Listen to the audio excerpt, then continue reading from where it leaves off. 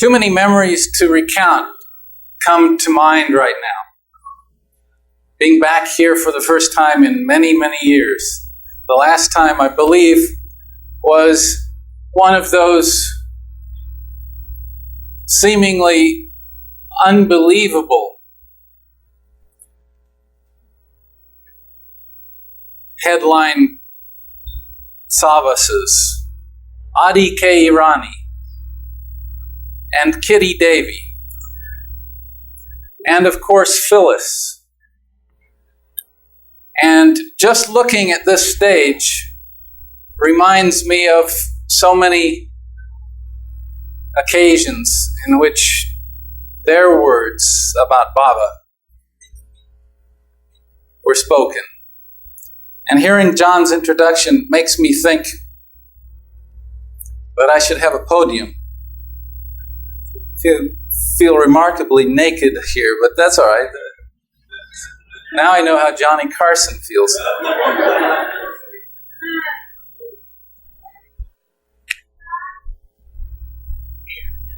I think that what Baba gave was not a gift to speak, but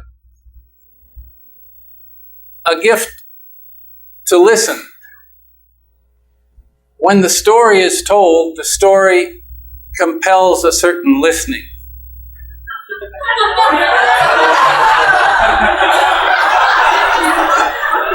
Thank you. Yeah.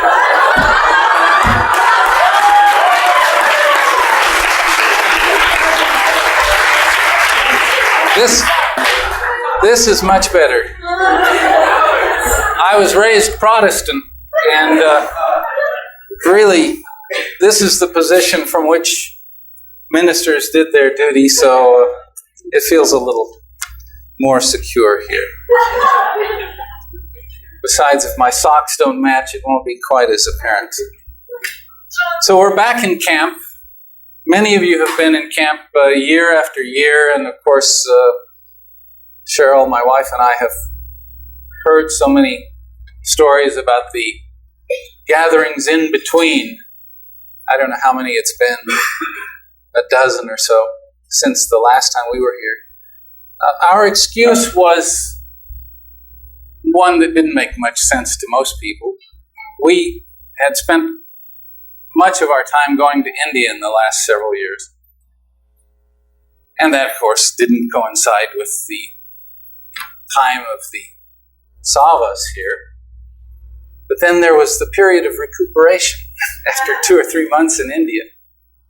And there was the matter of returning to work, something that did seem to remain a factor after all those trips. But being back here, it all came back, as I'm sure it does to every one of you who have come before so many times. People are in camps all over the country tonight. Summer camps, celebrating being exiled from their families, whatever it is. But we are in probably the only Baba camp in the country. Maybe, well, no, there's a Baba camp in the world somewhere else. We know a couple of those. One just started up again in Mehrabad. That's a good camp. And there's a camp at Myrtle Beach that is hard to beat as well. But this is truly a new life, new age Meher Baba camp. The counselors are all Baba people. It's an all Baba camp. They test you when you check in. If you reach for your meal schedule before the photograph of Baba, they exile it. No. And being the 4th of July has a particular poignancy for me because it's Independence Day. And of course, for Americans, for 3 out of 4 Americans, that means something. They've recently discovered that 1 out of 4 don't know what Independence Day is all about. But most people see this as the day that we gained independence as a nation. And it was on the same day, for India that I met Mayor Baba. My meeting with Baba was originally scheduled for the 17th of August, 1966. And then it was moved up by 2 days to the 15th of August. And that is Indian Independence Day. And it's always had a special connotation for me because, as is easy to decipher, meeting Baba means meeting your independence. It means being launched upon the course of one's independence as a true soul, as opposed to a victim of Maya, discovering one's real self. And it's that meeting that I will recall tonight. Nothing fancy, no other themes or stories, partly because I figured that if I was to give one talk, it damn well better be about the one thing that mattered most in my life. It's one thing to go someplace where people have heard that story repeatedly, and many people in this audience have heard the story of my meeting Baba. That's one of the, well, one could say, disadvantages. I don't know exactly if I will tempt fate by using that word, but it's one of the facets of having met Baba once. You have one meeting to tell. Katie, for example, could probably tell all the things she could remember tonight, and then wake up tomorrow and tell all the things she remembered tomorrow, and not even scratch the surface of her meetings with Baba. But this was my first meeting, my second meeting, my last meeting, and my only meeting with Baba. So it's that meeting that I'd like to recall and tell. Ordinarily, when I tell that meeting, for me, being as important to me as it is,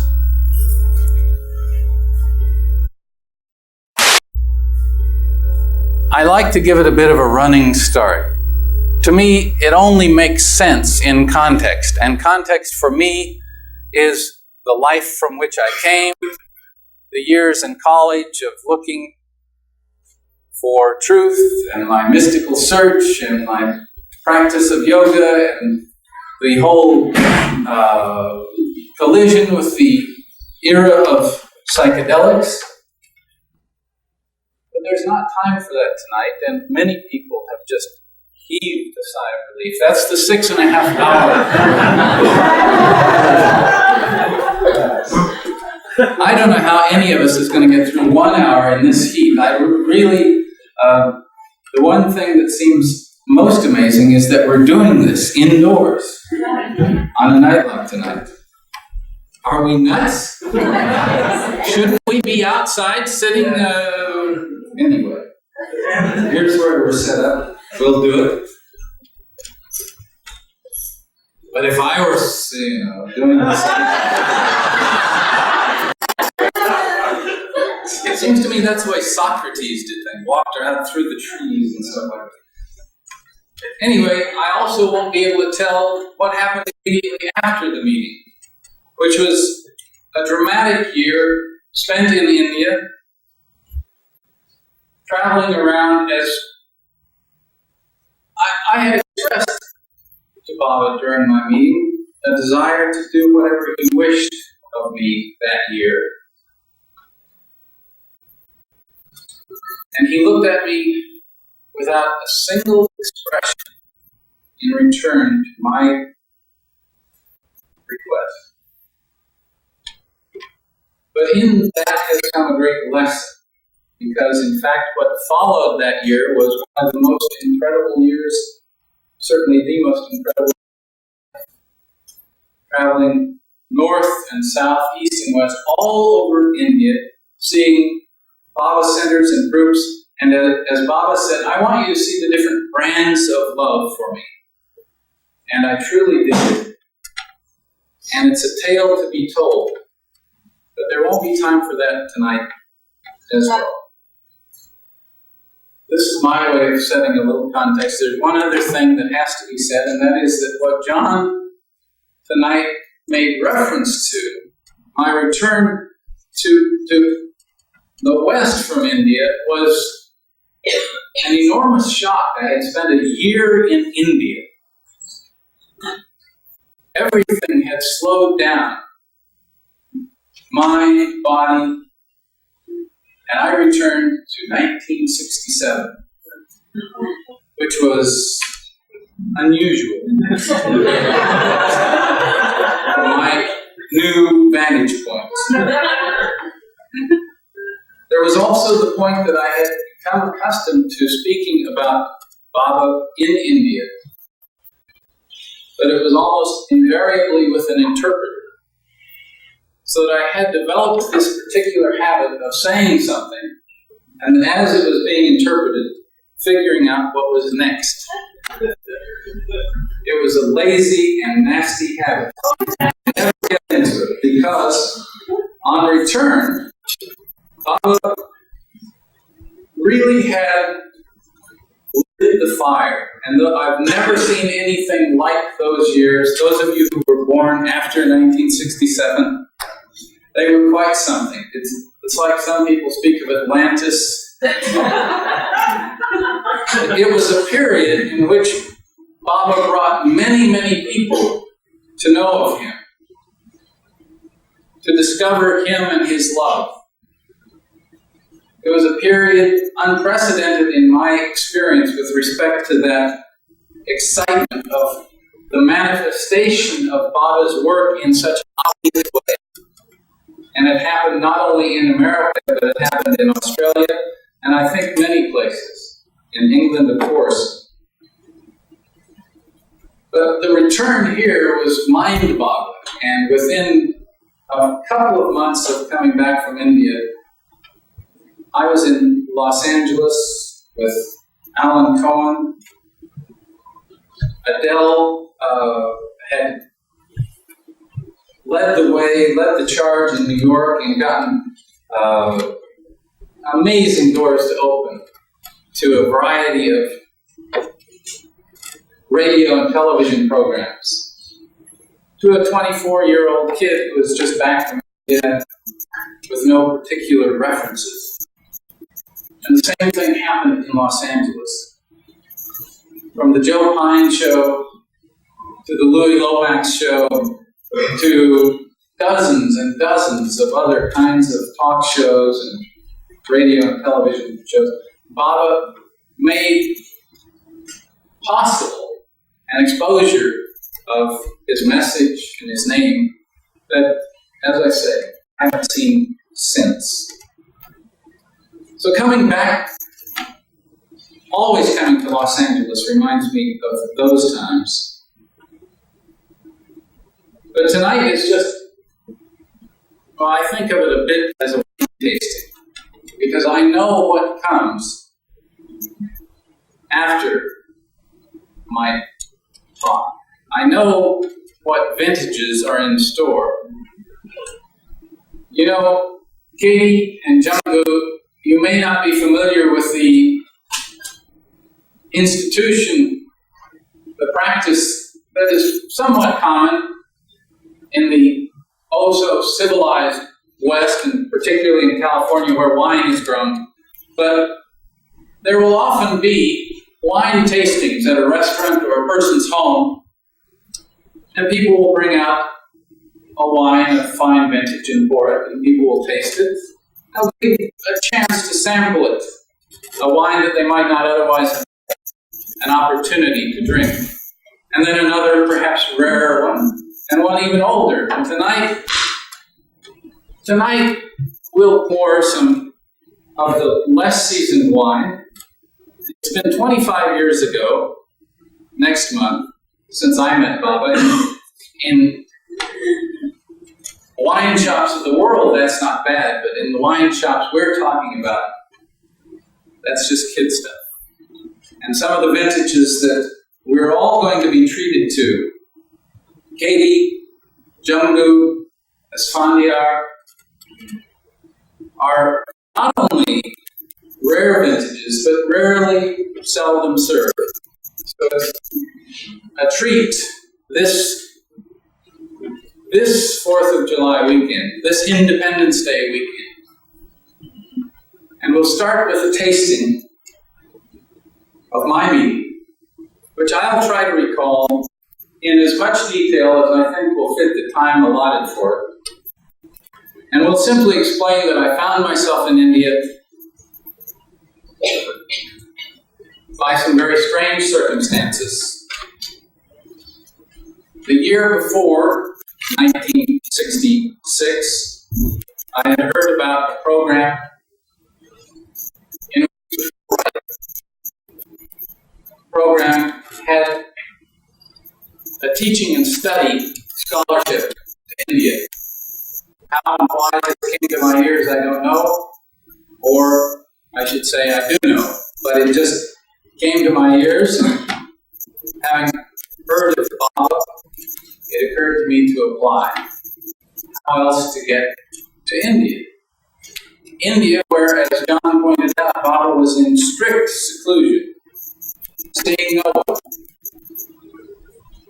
And one of my greatest excitements was the cable that had come in '65 saying none should feel bad that the 1965 December Sahavas had been canceled. I had been signed up for it, as had about 200 other Westerners. It's my wish that none come at this time, because my universal work has shattered my health. Knowing the mere fact that a message from the beloved, even saying stay away, was contact with them, was a great excitement to me. And so my intent in coming to India, although it may seem completely unbelievable, it does to me, was not to try to see him. That seemed to me impossible. I didn't know about him except what I read, and he didn't know about me. But I knew that I wanted to know about him. And so I had applied for Fulbright grant, hoping that I could meet some of the people who did know him intimately and could share the stories, the reminiscences of their lives with Baba. It seemed to me the chances of that were so much greater than here in America, because the people I had met in America, for the most part, had met Baba for a day, a week, a few times, had maybe spent months with Baba. But most hadn't lived their lives with him. And I was at the point that I thirsted for that kind of intimacy.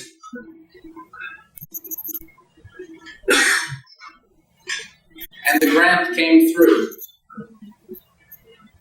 So I'll tell you a tale of compassion, skipping many of the events in between. Let's arrive on the morning of August 15th at Marazad, a place I had never before visited, a place I had read about, a place which is substantially different in 1966 than it is now. A lot less built up, no overhang and no veranda in front of Mundley Hall. For that matter, to a newcomer, where's what? I don't even know where Mundley Hall is. I arrived with Ladi in that old 1947 Chevy that he drove so much for Baba, precisely at 9 a.m. to meet whom? For me, it was a foregone conclusion. I had accepted Baba as my master and as God. I knew him as that. I was coming to meet him because while I was in the place that I had been posted for my Fulbright work, a city called Ahmedabad in Gujarat, Adi had written me saying, Baba will see you for 10 minutes on the morning of August 17th. I didn't know that because when I arrived in Bombay one morning on August 9th, the Bombay bottle lovers told me that I was going to meet Baba. I hadn't received that note from Adi. Many things were a jumble. But let's skip all that and arrive at Marazad. I did get there, despite the mind, even to the last, thinking, it's too good to be true. I know Baba's ways. Everything can change. Anything can change. It can all be called off, and hey, it was worthwhile just thinking I was going to get to meet Baba. I've read about how he changes his plans so often. Even those changes are good for those who love him. I was prepared. But no, the car whizzed past the sign that said, Avatar Meher Baba has stopped seeing or giving darshan to anyone by order. And the hair stood up on end all over my body. And the car pulled up in that sandy stretch outside what we now know as Mundley Hall. A dust storm kicked up by the car followed us in as I got out of the car. And it looked for all the world like a farm somewhere. There was a dog lying in the sand, a couple of chickens roosting by. The dog was scratching himself. I can remember thinking, now there's a dog's life. And immediately, from where I hadn't seen, Erich appeared. And I recognized Erich from movies I'd seen and photographs. Up till this point, I had not corresponded with him. All my correspondence had been with Adi. But Erich approached, and as all of you who have been to India have discovered, Baba's people have a way of making you immediately know or feel part of the family. He opened his arms and said, welcome, Rick. It's so good you could be here. I embraced him. I was smiling ear to ear. I said, it's wonderful to be here. He went on and said, Baba wants you to embrace him when you see him and then sit down. Fine. In that alone is a world of meaning. Only the avatar approaches his lovers with such intimacy. So many perfect ones and perfect masters, by dint of their particular state, are removed, detached, distanced, however much love they have. But the avatar is man as we are man, human, completely. I took it for granted because I had heard of Baba's embrace of so many, seen it in movies. I was walking along, just following Erich, and suddenly at the doorstep saw some sandals. And I knew enough, having been in India for a couple of months, to kick off my shoes, and step in. And as I did step in to what I presumed would be a place where I would wait while Erich told Baba that this person had come.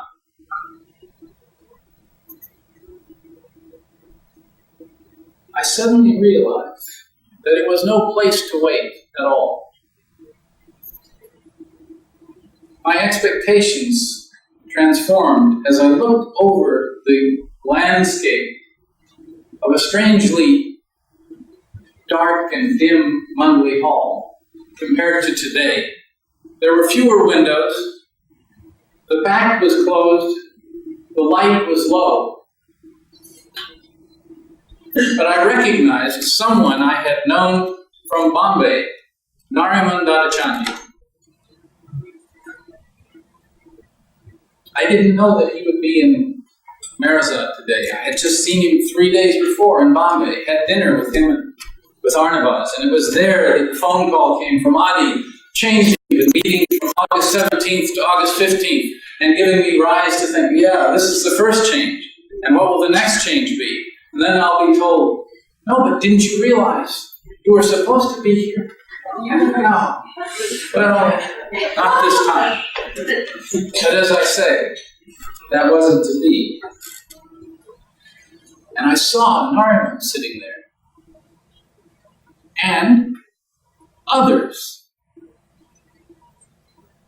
I didn't know who these others were, but they were seated strangely, in the sense that if they were hanging out at the toddy shop, they would be closer by to talk with each other, facing each other, somehow arrayed in a different way. But the way they were seated gave me the instantaneous sense that they were here because Baba was here. You have to understand that I knew nothing of this room, this place, what Baba's ways were and where he would be.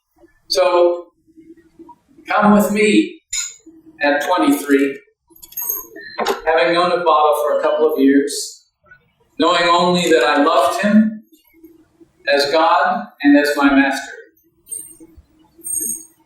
Come with me to discover that you're in the room where he is and you've just walked in. Well, where is he? And it took, in my memory, about 30 seconds to find Baba. I was looking across this peoplescape to make sure I didn't miss him. It was so dim I couldn't really see him. I didn't know where he would be found in this room. And of course, finally, those of you who've been there know where his chair is, in that corner. How could it be? And of course it wasn't 30 seconds. It might not have been 3 seconds. But this was the timing of this soul's arrival in this life. And maybe the last minute adjustment required a little delay. I discovered Baba, radiant, clearly in view, unlike the rest of the room, with his arms outstretched, and with a smile which defies any photograph I've ever seen of Baba. It's a smile in which the smile continued.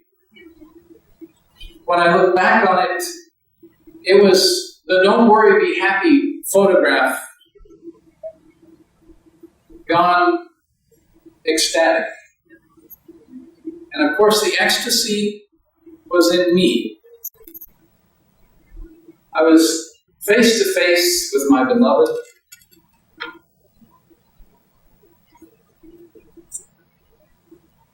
Of whom I had recently read from the family letters of his incredibly frail health as the result of his unrelenting universal work, the suffering for which he came, and my instinct to bury myself in his chest was balanced by that awareness. So as I approached him, I lowered myself into his arms to fulfill that first part of Erich's injunction. Baba wants you to embrace him. And I fell into that embrace. By now, on a blissful autopilot, finally come home. And as I just about laid my chest on beloved Baba's, with my hand on the back of his chair so as not to place too much weight on it, a voice in my mind spoke the words, "Stop, you fool. Don't waste his time. Look at him." I don't know how many of you have noticed when you embrace someone, but, heads being as they are, they kind of pass each other in the embrace mode. And I was this close to Baba, and I had the urge within to look. And so I just turned my eyes, and his eyes at that moment, about 6 inches from mine, were turned directly into mine. And light, like starfire, shone, leapt across into my eyes with a twinkle of knowing, a smile, of greeting, once again. I completed my embrace and sat down. And in this moment of intoxication, I suddenly noticed that something was wrong. Baba was looking at Erich and looking at me and gesturing, and Erich said, "No, not there." I had sat down directly at Baba's feet. Embrace him and sit down. You could have worse instincts.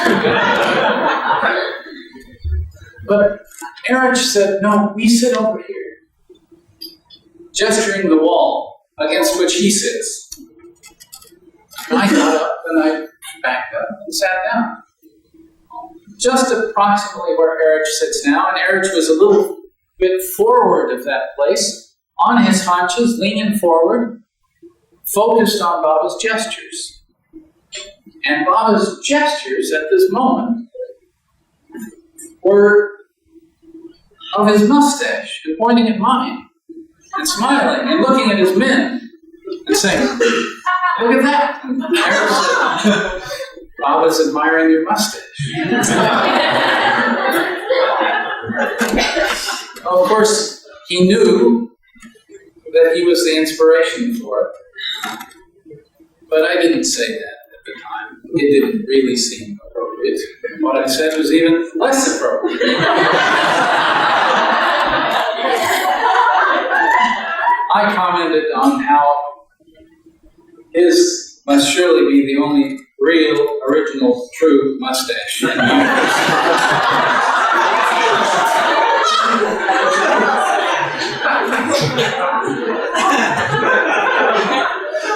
No, I wasn't nervous before my meeting with Baba, and perhaps you can now see why. The mind wasn't there.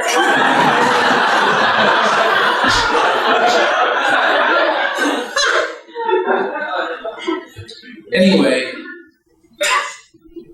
Baba then gestured immediately. "How did you sleep on the train last night?" And with that set the tone of the whole period of being with him. It was intimate, it was informal, it was sweet, it was caring. There's no way to describe what all else it was, because it seemed to be more than any time else in life. Baba's potency, his presence, while being so very human, was so very commanding. I didn't take my eyes from him for the whole first half of my meeting, until he asked me to meet Francis Bradley to my left. But I'm getting ahead of my meeting. I told Baba that I had slept well on the train. As a matter of fact, I had been quite concerned because the train arrived to Pune at 5 a.m., not a time at which I'm usually up. And I could imagine being somewhere in Andhra Pradesh instead of in Ahmednagar if I had overslept. So I was quite keen to be sure that this was not the day that I overslept. I said, yeah, I slept fine, Baba. And maybe that was his way of saying, yeah, you wanted to have an alarm clock? I did it for you. But I added to that, but I've been very excited. And he said, why? Because being with Baba, I learned, was a process in which he took nothing for granted. You talked to him, he talked to you. Why? Baba, this chance to be with you now, when hundreds, thousands of your lovers, east and west, are longing for a chance to see you at once, is very thrilling. And Baba said, yes, you're very fortunate to be here now. As of tomorrow, my seclusion will be so strict that none but these close ones will see me, pointing to his manuscript. He said, sometimes it happens, and this was strange to me, but sweetly strange, amazingly sweet. Baba said, sometimes it happens that one of my longtime lovers will say, Baba, I want you to meet so-and-so. And I say, no, I'm in seclusion. No, Baba, he's a colonel or a mayor. Very important. It would be very good if you meet him. I said, no, I'm in seclusion. But Baba, please, it would be very good if you did. And I say, all right. And he looked at me and said, I don't like it. I kissed him on the cheek and sent him away, but I don't like it, he said. And I felt he was confiding in me, a newcomer, someone who just walked in the door.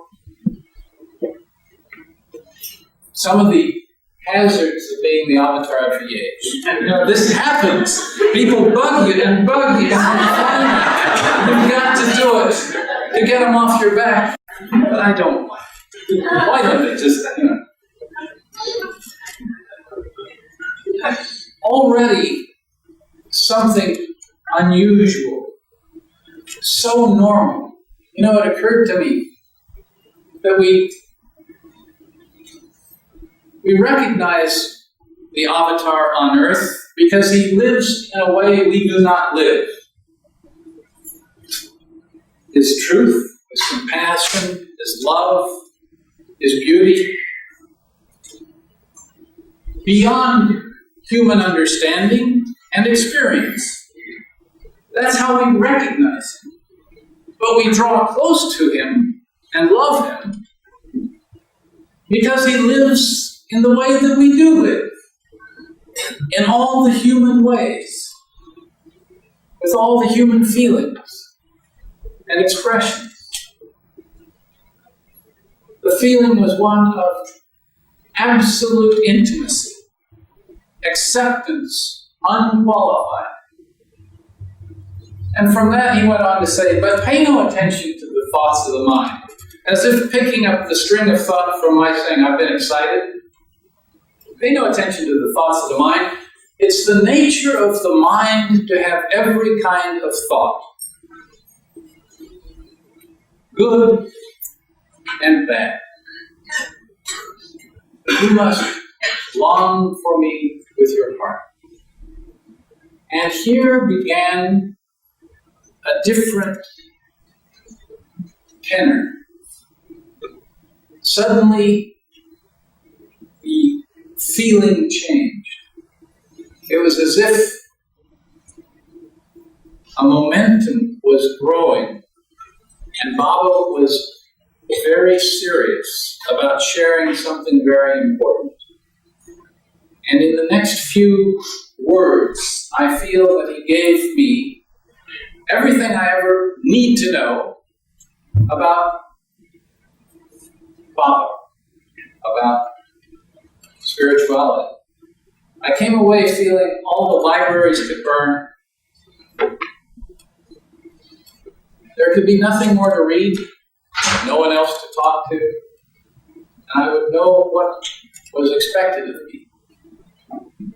And it began when he said, but pay no attention to the thoughts of the mind. We live in the West. Think what that means.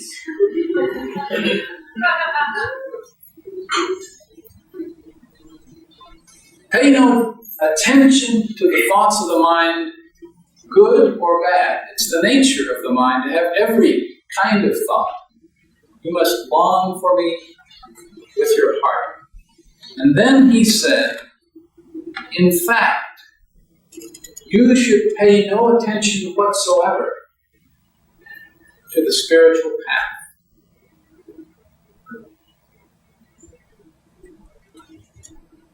or to the planes of consciousness, or to any spiritual experiences, because they're nothing but toys for children, he said. Because, he added, they're nothing but illusion. You must strive to see me as I really am. And I was seated at the back of the hall, my back against the wall, Baba's gestures like Egyptian hieroglyphs, modified for the present day advent of the God-man. Every word, a gesture, and a spoken word through his disciple Erich. Every word slamming home with an immediacy I had never experienced in communication before. In fact, you should pay no attention whatsoever to the spiritual path, to the planes of consciousness, or to any spiritual experiences, because they're nothing but toys for children, because they're nothing but illusion. You must strive to see me as I really am.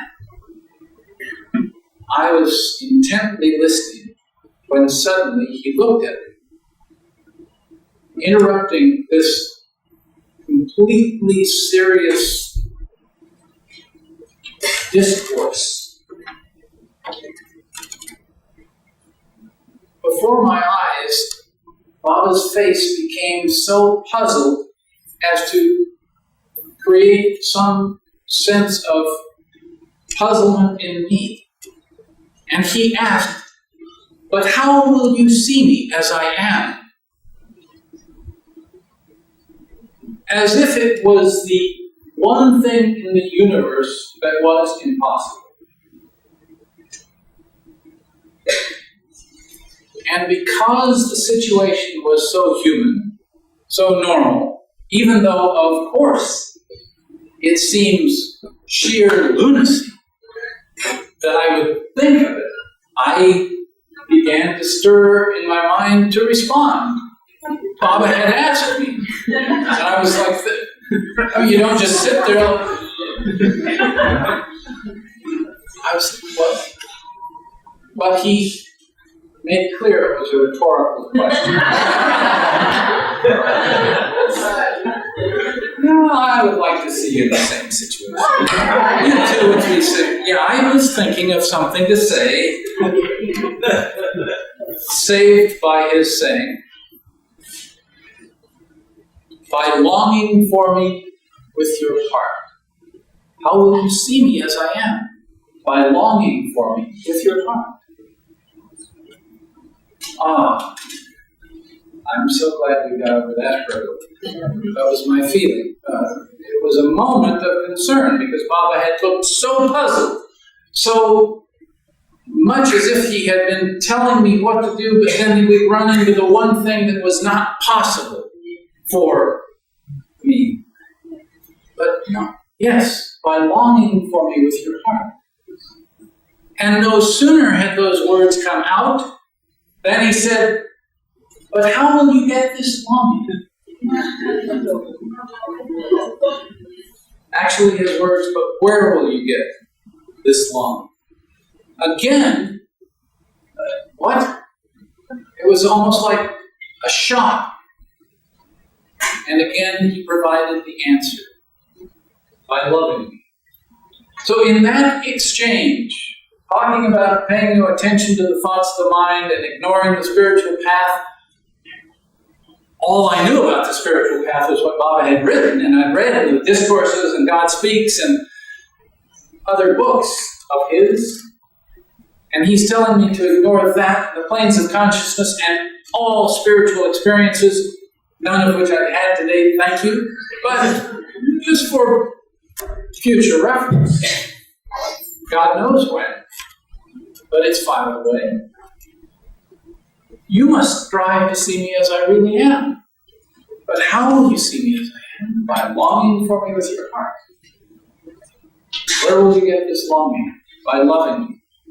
So it was spelled out. If you wanted to start at 0, and you wanted to arrive at seeing him as he really is, one loves until longing appears, and that longing brings that sight of him as he really is.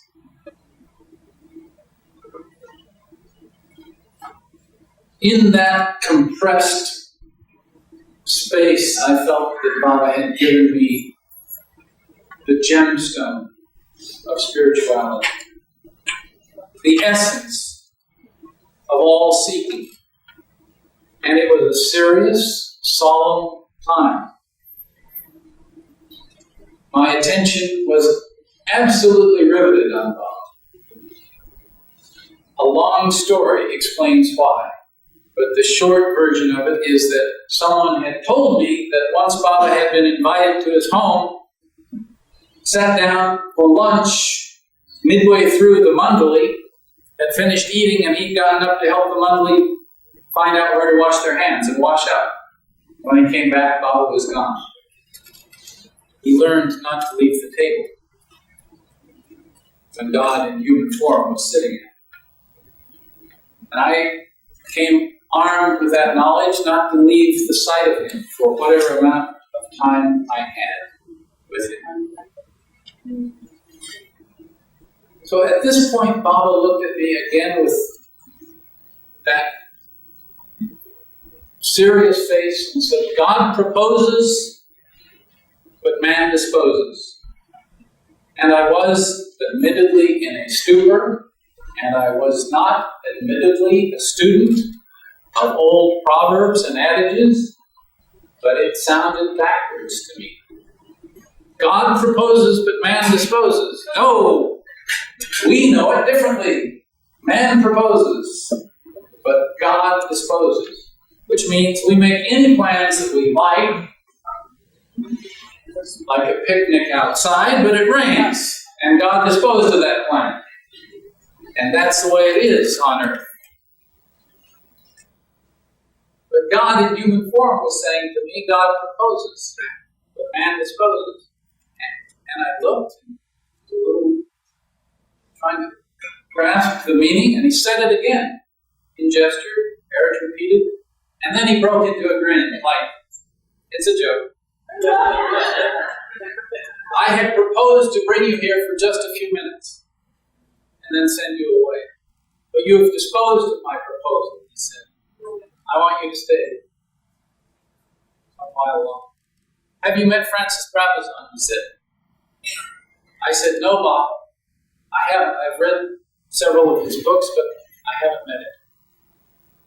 And at this point he said, meet Francis. Now Baba was seated in his chair, and he gestured with his right hand, meet Francis, because Francis was seated, for those of you who have a mental picture of Mandali Hall, on the poof cushion in the corner. That was his seat. And I was just beside it, within a few feet, and I looked, then knowing Baba said so. So I turned and shook hands with Francis. Francis said, how are you? And good, gravelly, Australian, raspy voice. A voice from a different time, a different age, perhaps from a different place. A wonderful voice. I shook his hand, and Baba said, Francis is going to read some of his recent poetry, a poem of his. And Francis read it. And it contained a reference to modern days. Atom bombs and this and that. And one line said, don't try to slow me down by offering me a trip on LSD. This was 1966. Baba had already corresponded with the West, with some of his lovers, and sent messages to the West about drugs. Don't try to slow me down by offering me a trip on LSD. I travel unencumbered, guided along by love. See? I saw it was excellent. And then Baba said, did you receive a copy of the letter that I sent to Richard Albert recently?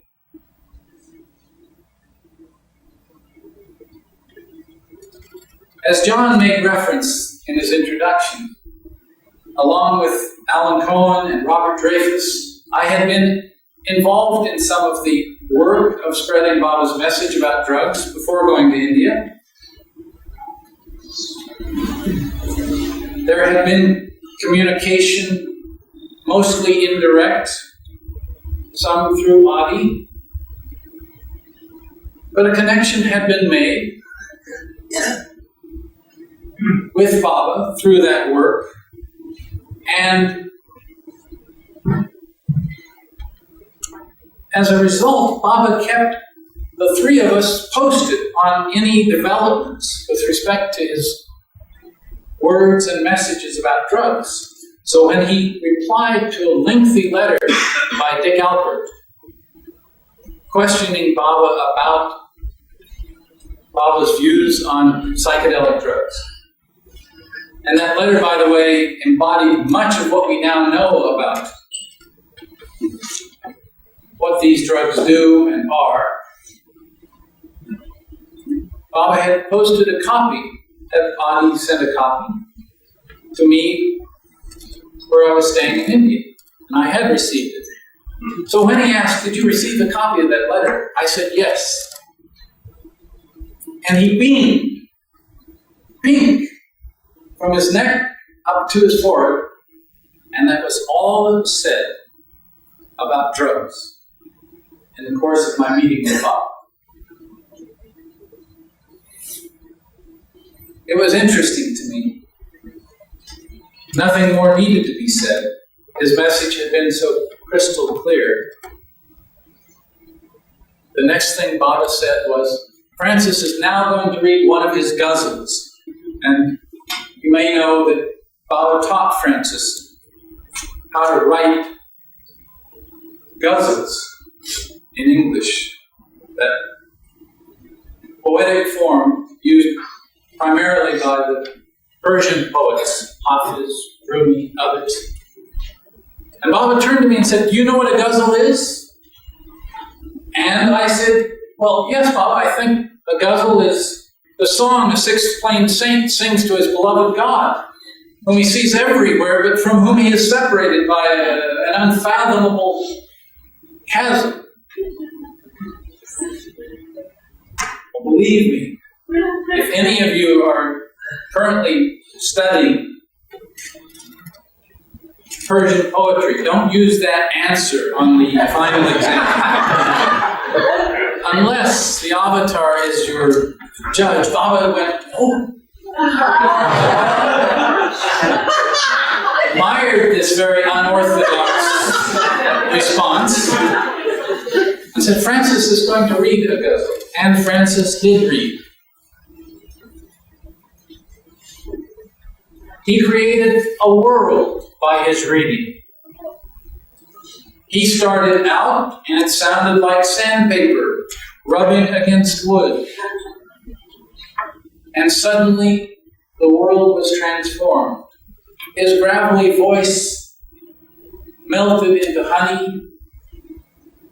The honey carried with it spheres of light.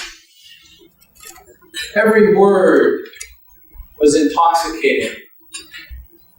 I heard him talk about some poor drunkard who had once stumbled into the tavern and received a glass of that wine, which had made him divinely drunk. And now, ever after, he has made it his occupation simply to hang around the tavern in hopes of just another drop of that wine, making himself useful in any way,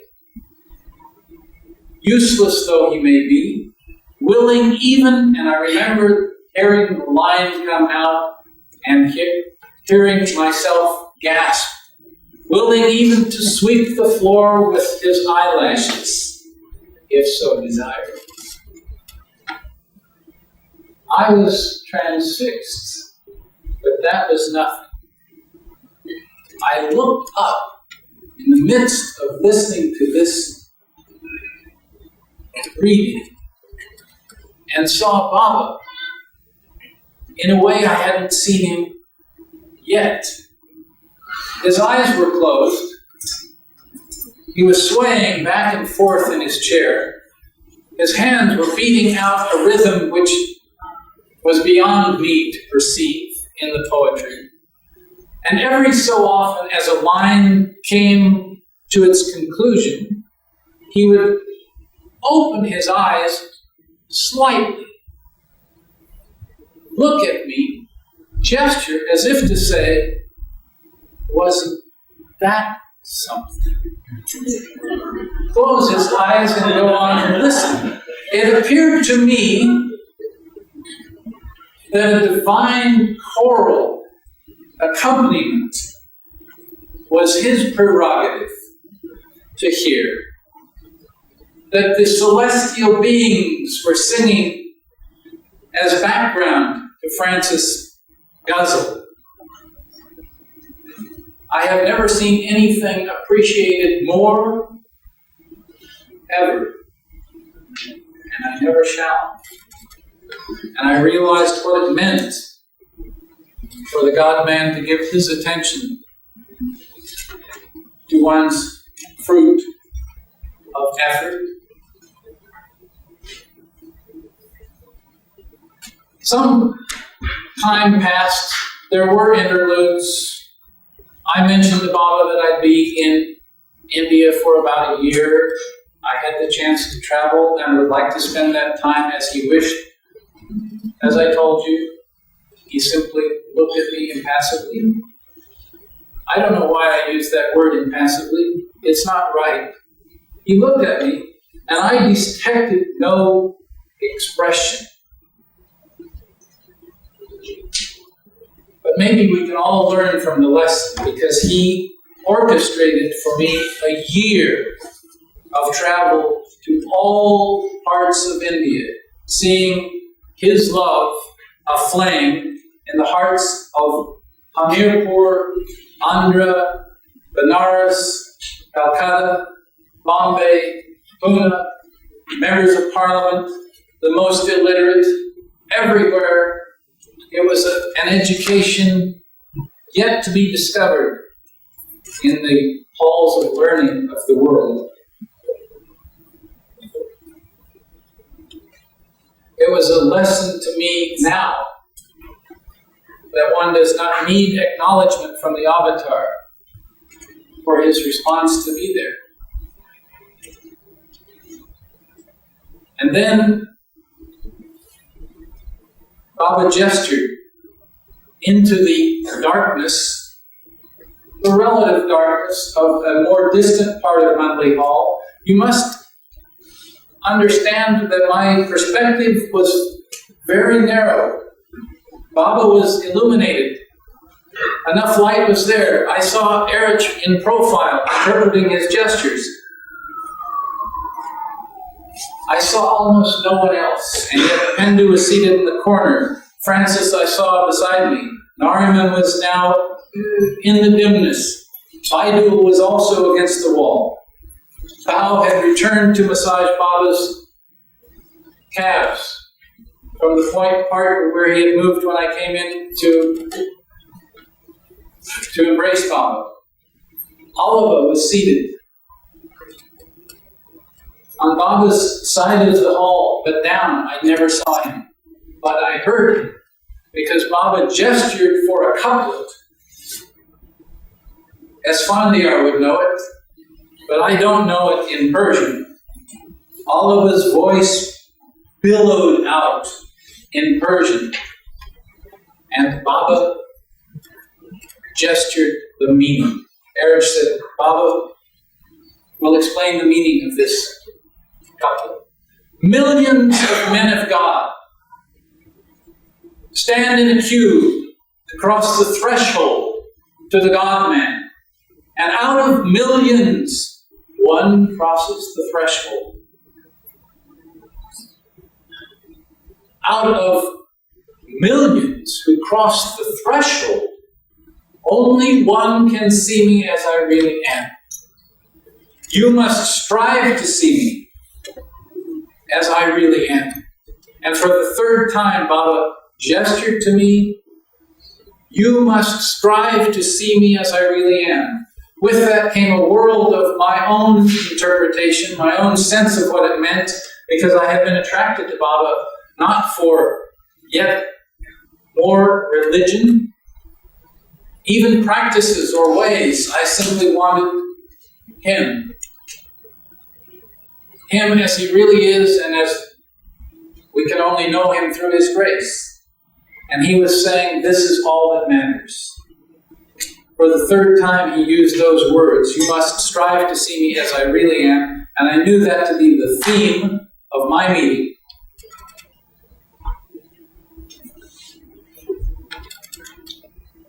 And he looked at me and said, don't let me down.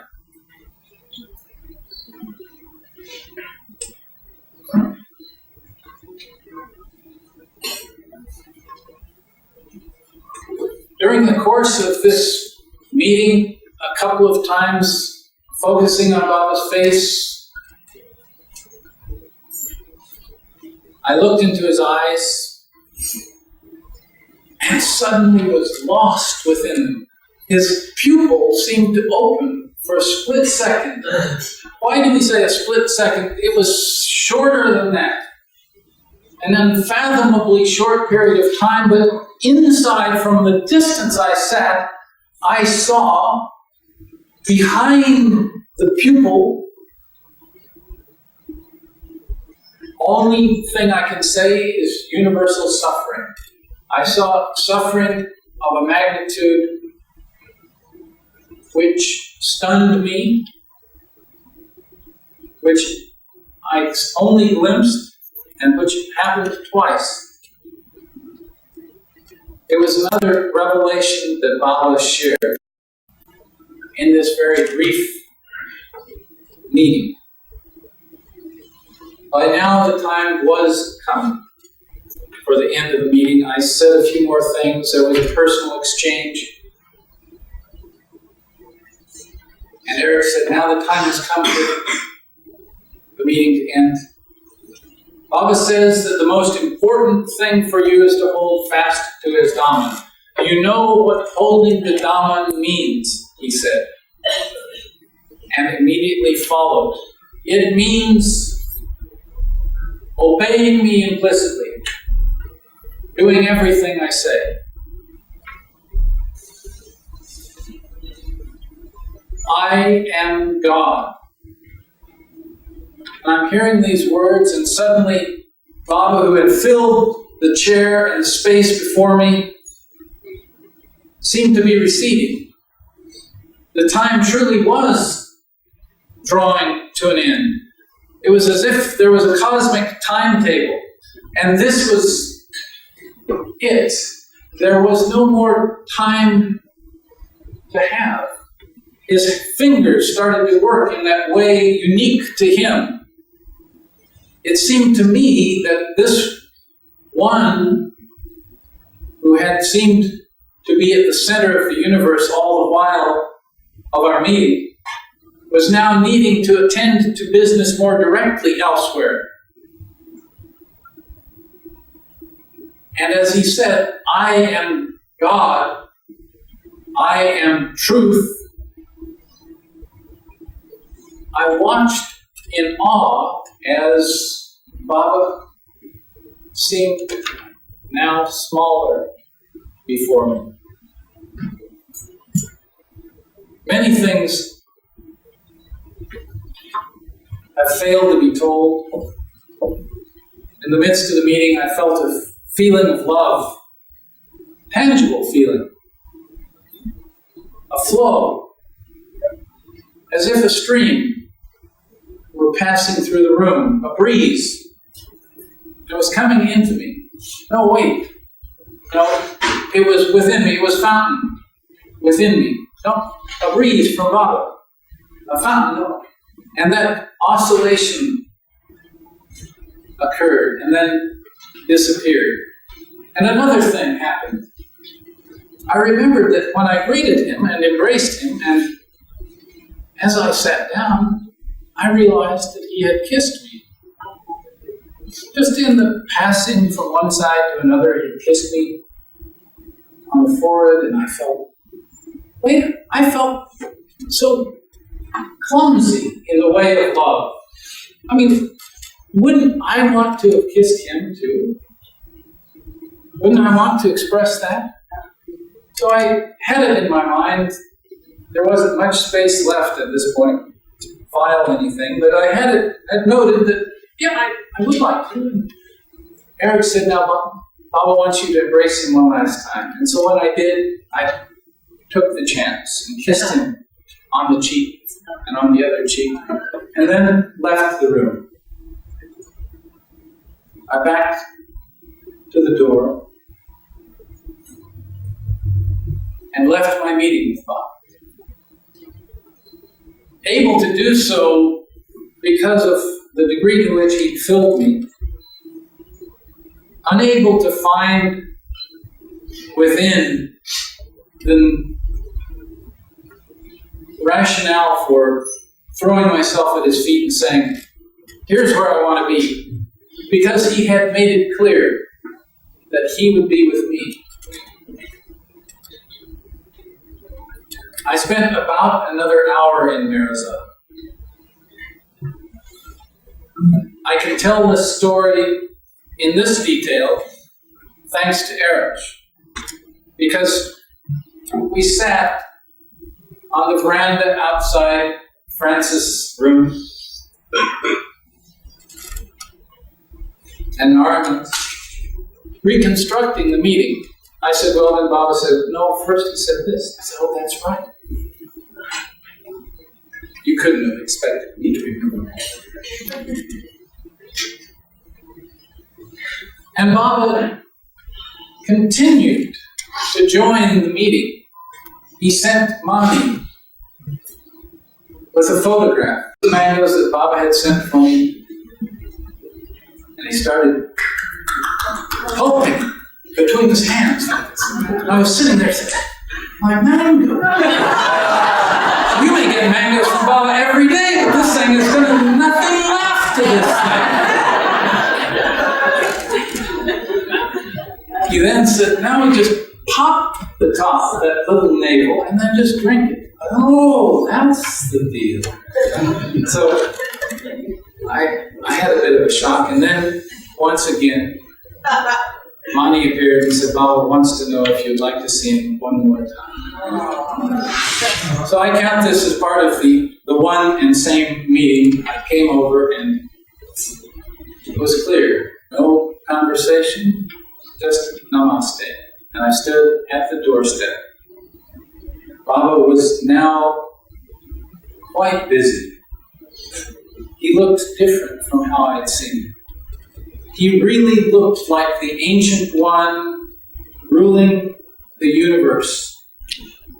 The universes. His hands moving, his concentration intense.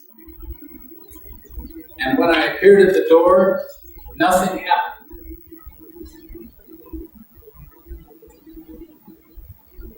Then his eyes turned.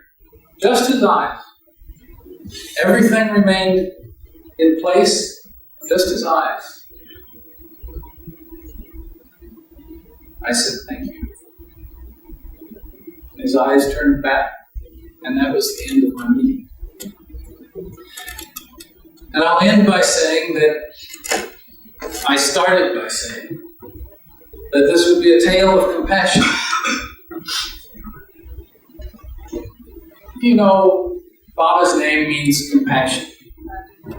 He's known as the compassionate one, compassionate Father, the Lord of compassion. But compassion is part and parcel of what we know the avatar of this age to be. And when I tell this story, to me, the chance to be there was indeed evidence of his compassion. I was incapable of making it happen. I longed as a lover to see him and meet him. But when I think about it, to me the greatest compassion was not the meeting. The meeting, for me, which lasted less than an hour, is now part of my memories,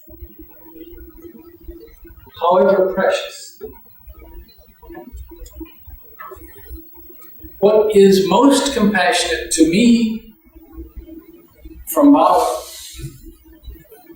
was discovering.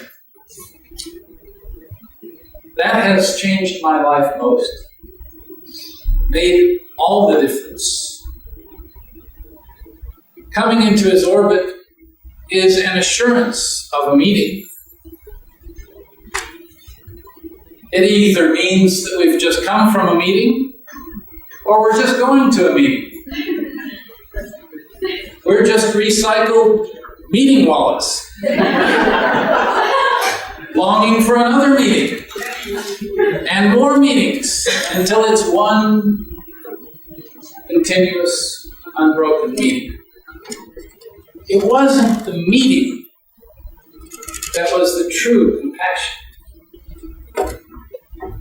To me, it was his expressing himself to me, letting me find him in the world. Because knowing of him means a meeting in store. Many meetings in store, many meetings in past. But the compassion is what lasts throughout the lifetime and brings us to the next meeting. So with that, our next meeting is with someone who has had many meetings.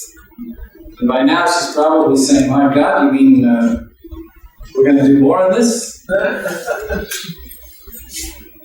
Or for someone who has had many meetings, I'm sure it will come most naturally. So I will say thank you and Jay.